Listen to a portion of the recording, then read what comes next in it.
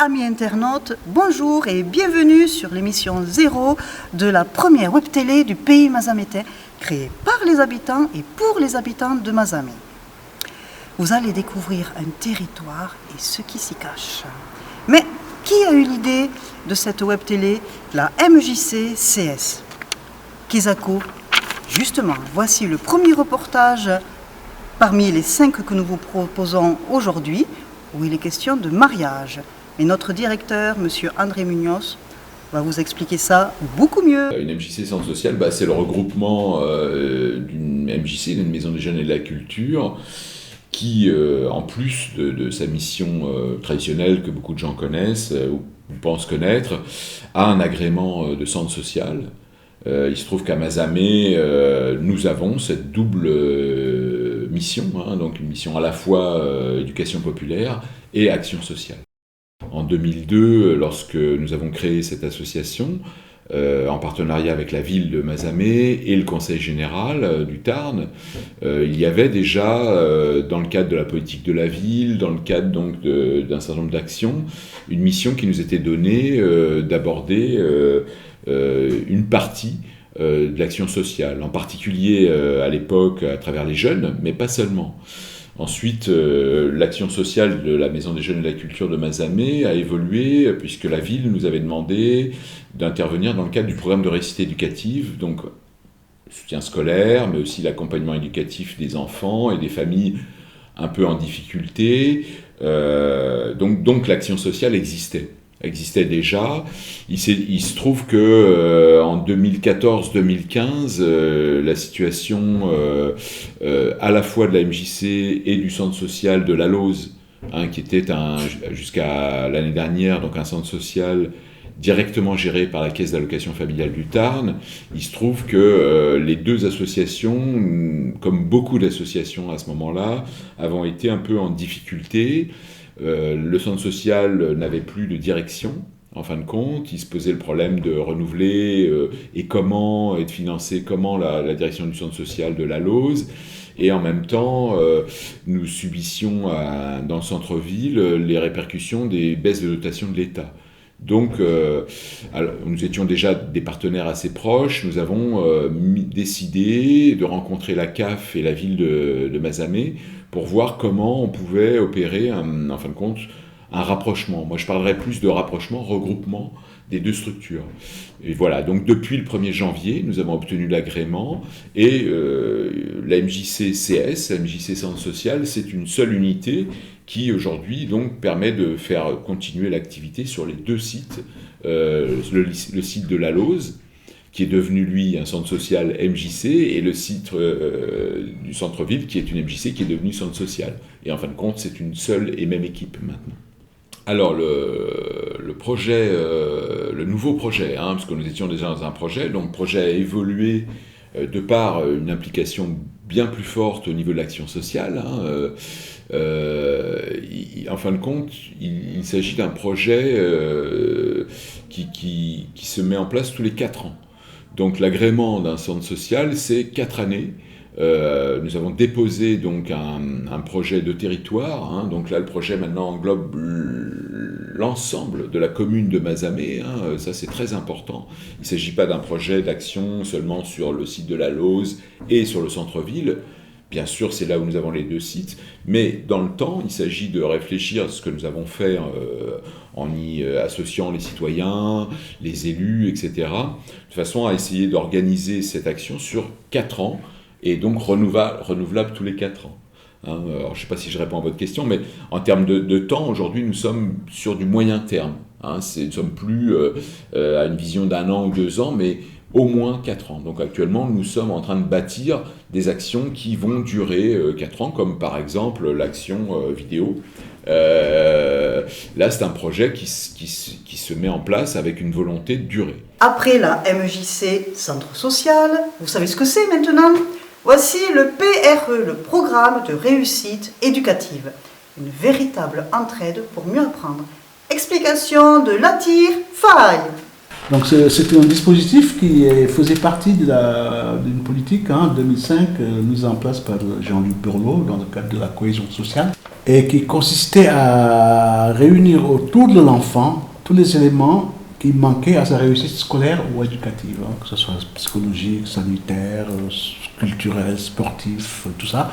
Mettre en place autour de l'enfant tout ce qui peut l'aider à réussir à l'école ou en relation étroite avec la famille, hein, parce qu'on ne peut rien faire sans la famille. Le contrat d'engagement est signé chaque année avec l'enfant, les parents, l'école et la MJC. Quand les enfants ont été choisis par une instance qui s'appelle l'équipe pluridisciplinaire de soutien, où sont réunis enseignants, services sociaux et moi. Donc, au début de l'année scolaire, cet engagement est signé entre l'enfant, la MJC, l'école, les parents, donc contrat d'assiduité, de suivi. Donc, ce contrat suppose que quand l'enfant est absent une fois ou deux fois, nous on s'en inquiète, on essaie de voir pourquoi il n'est pas là, donc dans le cadre de son suivi. Pour vacances, c'est une autre partie du PRE, hein, c'est parce que nous on a estimé qu'il ne fallait pas s'arrêter l'été, de garder un rythme et puis de garder un contact avec les affaires scolaires. Donc chaque enfant est étudié, le cas de l'enfant est étudié, le cas de sa famille est étudié, et puis on propose des solutions, des remèdes, voilà, on essaye de... Mais ça, on le fait avec l'accord des parents. Le PRE de Mazamet est quand même assez spécial dans le sens où il y a la forte demande des parents, c'est le scolaire. Le PRE est dans un dispositif politique. Hein. Nous, Mazamet, on n'est plus dans la politique de la ville. Donc, théoriquement, on va sortir du PRE en 2018.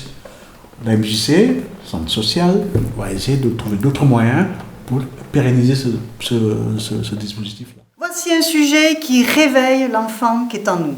La compagnie La Sauce au Clown nous présente son spectacle Le Cabaret de Papier, un véritable délice d'humour. Chaque clown est différent, hein. Donc nous, on a chacun un clown qui vient de nous, de notre intimité. Donc on a déjà travaillé le clown ensemble il y a 20 ans. Et le duo Vénus et Gaston, car son nom c'est Gaston, son nom de clown, il a commencé à naître, enfin l'esquisse des personnages a commencé à se faire à la création de ce spectacle-là, Cabaret de Papier. Et depuis, on a créé un autre spectacle avec les mêmes personnages, où ces personnages continuent à évoluer. Il était une fois un an.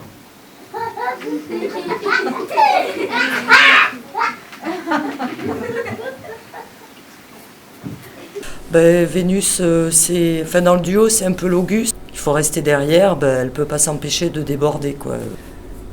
Gaston, il est plus par rapport à... Parce que même si c'est pas un duo, parce que dans le clown, il y a toujours le clown blanc et l'Auguste, de manière très traditionnelle. Donc même si c'est pas, on va dire, si catégorique que ça, dans un degré, Gaston, il est un peu plus clown blanc. C'est-à-dire que lui, il sait où il va, il sait comment on va faire, etc. Mais ça lui arrive aussi de déraper. Mais globalement, dans ce spectacle-là, Gaston, c'est le clown blanc, c'est-à-dire celui qui donne la direction, etc., et qui permet justement à Vénus de sortir des directions données, en fait.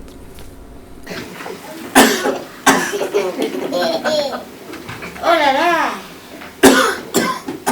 Oh, tu tousses, toi. Tous les deux, globalement, au-delà du travail du clown, on aime bien l'objet, le travail de spectacle autour de l'objet, que ce soit des marionnettes ou des objets de la vie quotidienne, etc. Et pour ce spectacle-là, on s'est dit, c'est parti comme ça, on voudrait travailler, on va chercher autour du papier. On faisait des essais, des origamis, des découpages et des assemblages. Tout ce qu'on a fait, il y a des choses qui nous ont plu, et puis après, qui ont inspiré les clowns aussi, parce que c'est toujours pareil, quand on cherche des objets qui nous plaisent, mais après, une fois qu'on met le nez pour le travailler, il y a des fois ça marche ou ça marche pas.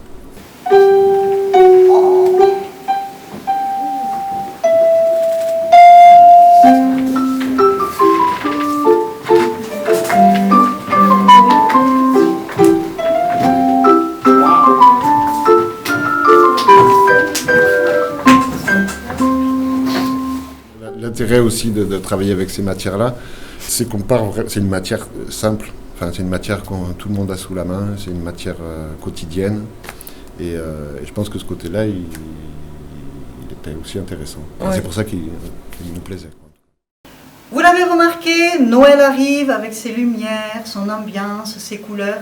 Notre fileuse de fer, Nadine Trécart, met son savoir-faire artistique au service des adhérents pour créer des décorations, mais pas que.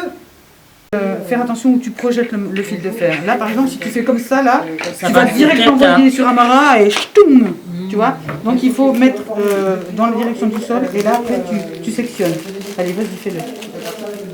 Comme il faut. Pas à l'horizontale, hein, la verticale, tu vas vers le bas. Bonjour, Nadine Trécart, voilà. J'anime l'atelier loisirs créatifs au centre social de la Lose depuis peu, voilà. Ça m'a l'air pas trop mal parti.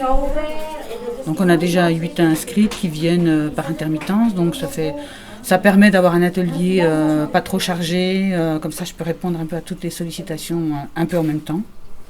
Voilà, c'est ça le but, c'est de répondre aux sollicitations. Alors des ateliers déco, ça fait longtemps que je n'en avais pas fait, mais je reprends avec plaisir, je faisais ça quand j'étais un peu plus jeune, avec justement des femmes qui étaient en stage de réinsertion en alternance, c'était dans la région parisienne, à Étampes. Et donc j'avais des chômeuses de longue durée qui venaient et là on commençait par faire un brainstorming pour savoir ce qu'elles avaient envie de faire. Alors ça pouvait aller d'aller faire du roller dans le parc d'Étampes par exemple, à faire un défilé de mode, à faire des masques, des marionnettes, des choses comme ça. Alors on a essayé de faire le plus possible toutes les demandes et on a réussi à faire un super défilé de mode dont j'ai des photos extraordinaires qui ont été faites par un professionnel de la photo. Rapetissez. Attends, c'est peut-être parce qu'il a glissé trop haut là. Voilà, regarde, il faut le redescendre, il doit passer le virage là. On va le réessayer. La pauvre Nadine n'a pas fini. Tu vois, il faut vérifier qu'il soit encore à la bonne taille du gabarit.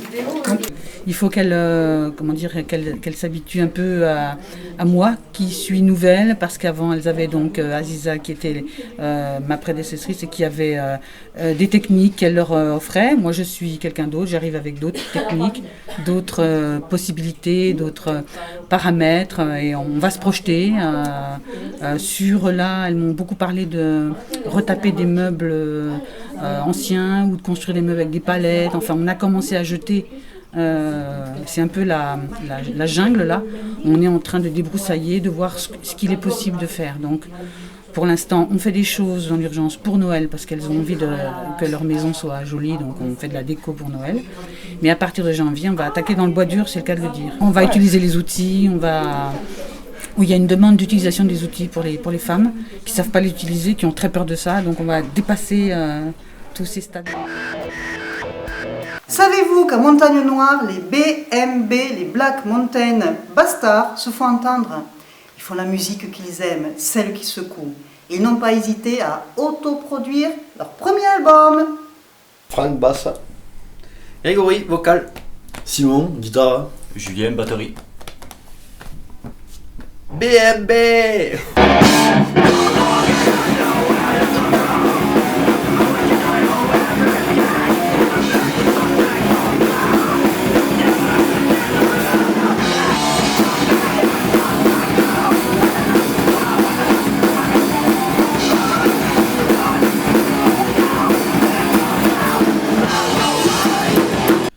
On est tous du coin et alentour, sauf qu'il y en a qui déménagent là, donc Julien vers Albi, Saint-Amand, Mazamet alentour, Castres. C'est une body là. Dans le coin, toujours toujours été dans le coin. Ouais. À la base, on a toujours eu une idée avec Franck qui est là-bas, de monter un groupe de hardcore, de trash, de choses comme ça, là-bas. Et on a trouvé Julien dans les montagnes là-haut qui joue de la batterie bien, et Greg qu'on connaissait de l'époque, qui était chanteur déjà à l'époque, donc du coup on a monté ça tous ensemble et voilà, ça a bien pris. Ça a bien pris, voilà. Ça a bien pris, on a commencé ça fin 2013. Ça a mis du temps à se mettre en place, on trouve un peu nos repères, hein, comme d'hab quoi, et puis au bout d'un moment ça a bien pris là, et depuis un an ou deux ça commence à bien marcher, c'est cool. Alors on vient de sortir un album qui s'appelle Crisis, qui vient de sortir il n'y a pas longtemps. Donc voilà, et 11 titres. On a voulu mettre les 11 premières compos qu'on avait réalisées. On a en tout une 15-20 de morceaux en tout. On a pris les 11 premières là, et on a tout réalisé nous-mêmes. C'est pour ça que ça a pris du temps aussi. Donc le temps de tout enregistrer, de tout caler, de tout mixer pendant ce la pochette aussi. Donc c'est une fierté aussi parce qu'on a tout fait nous par nous-mêmes et ça permet de se lancer un peu sur des trucs un peu plus sérieux peut-être et de concrétiser ce qui nous tient à cœur. C'est cool.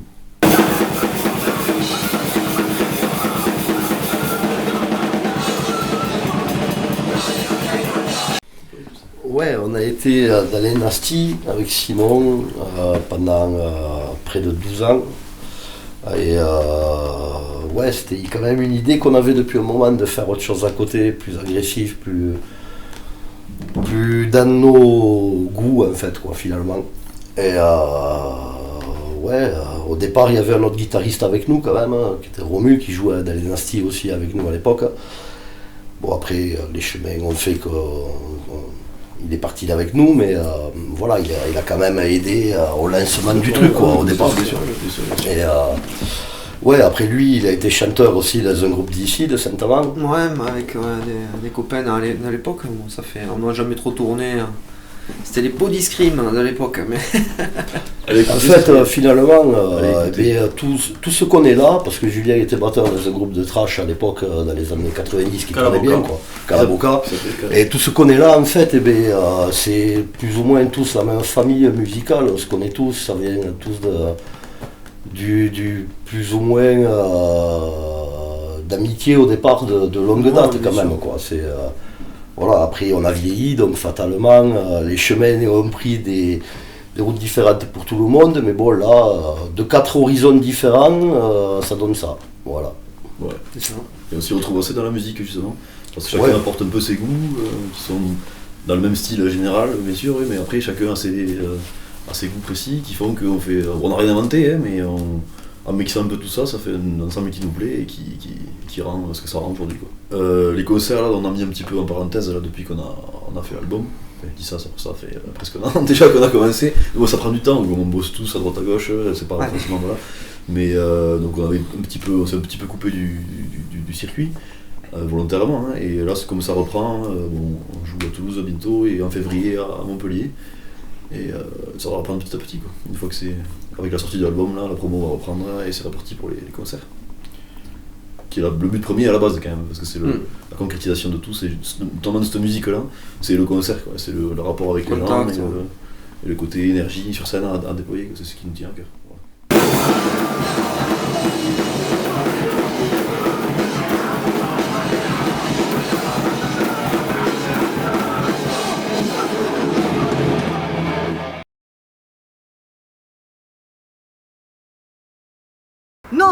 Votre première émission est terminée. N'hésitez pas à partager vos commentaires et à nous soumettre vos idées, vos souhaits. Vous pouvez même nous rejoindre dans cette belle aventure, la première web télé de Mazamet.